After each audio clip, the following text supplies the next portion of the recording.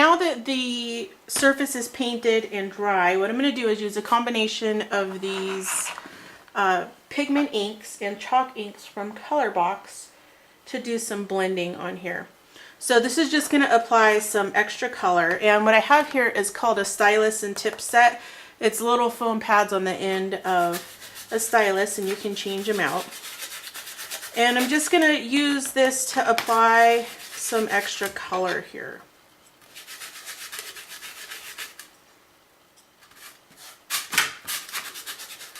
Now the pigment ink has large molecules, so it's not going to dry immediately like a dye ink would, so this is going to allow us to do blending.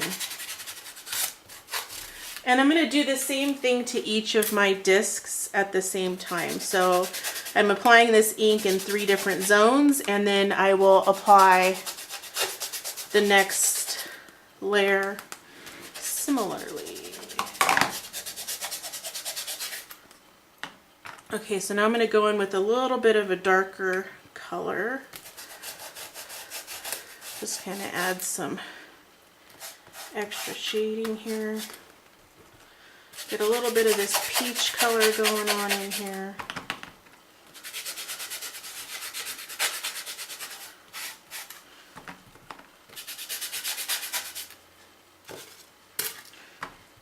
And again here. So I'm just going to unwrap this ink and roll my stamp wheel on here to apply the ink. There are cartridges that are for this type of ink roller, but I'm just using the Ink Direct. And that's because I don't want it to be solid. I want there to be kind of an ebb and flow to the color here. So now I'm going to go in with a little bit darker color. I'm going to try this brown here.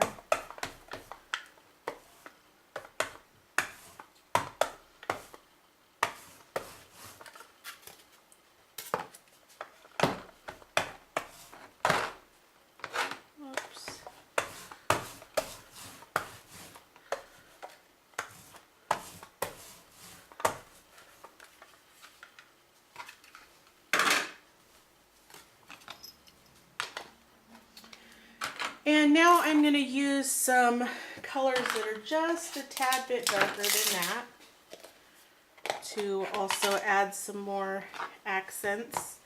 So I have this chicken wire stamp. Just going to use that to kind of add some pattern here.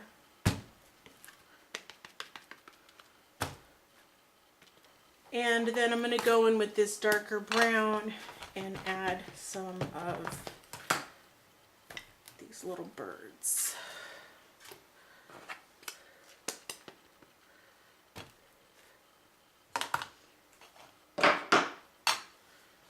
And then I also have this nest.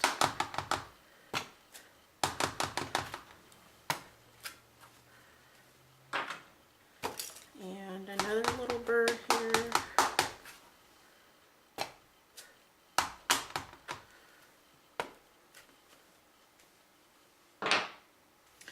And finally I have this like egg and script stamp. And I'm just going to kind of randomly stamp that a few places.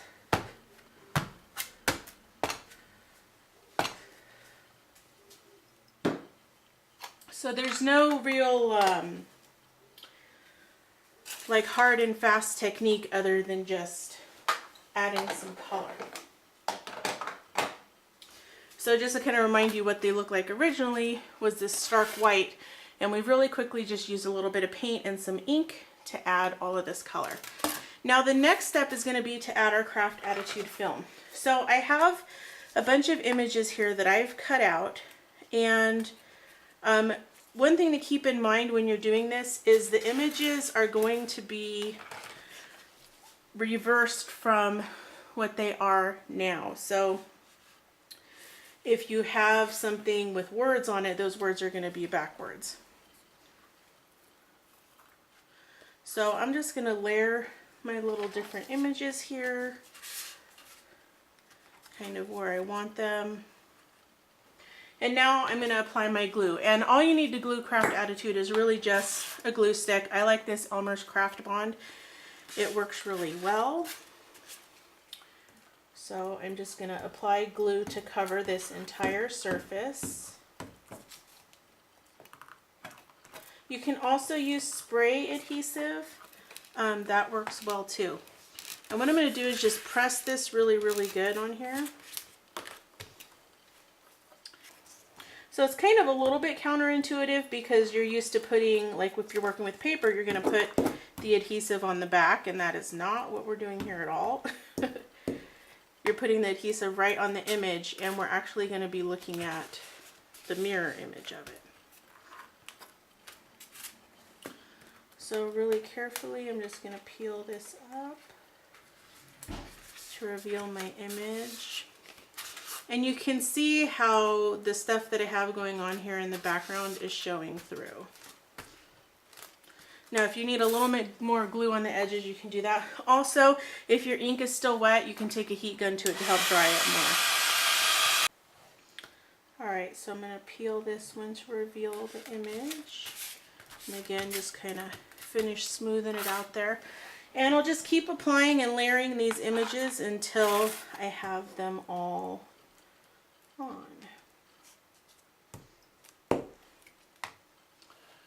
I think I'm gonna do this in here. Okay, now that my Craft Attitude is all applied, I can put this onto the ribbon that I'm gonna hang it from.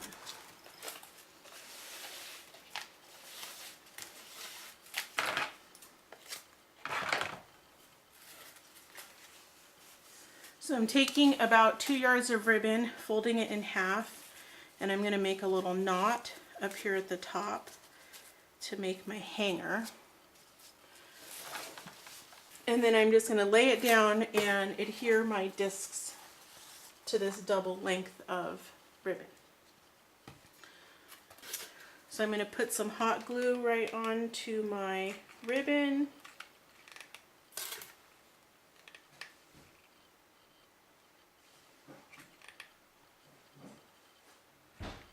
And then lay the disc right on there.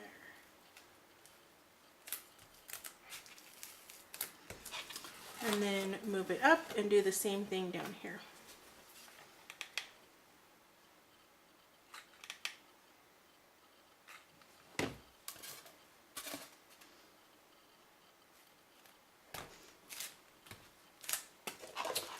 Okay. Now I'm going to take a bunch of lace, and I have a bunch of lace here on a bolt.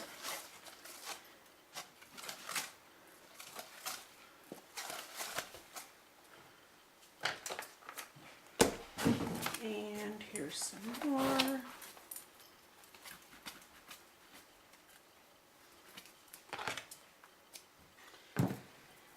As well as some of the ribbon.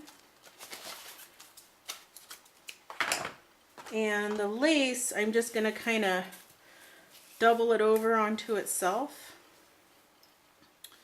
and make some bows out of it. So just with all the lace all together in like a big messy bow. And then I'll repeat that again. And I also have some crochet doilies here that I got from like a Michael's or something like that.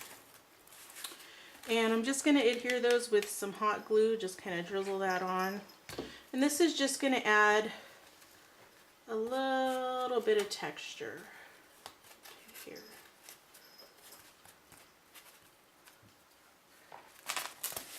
And the same with this one. Add my little doily up here.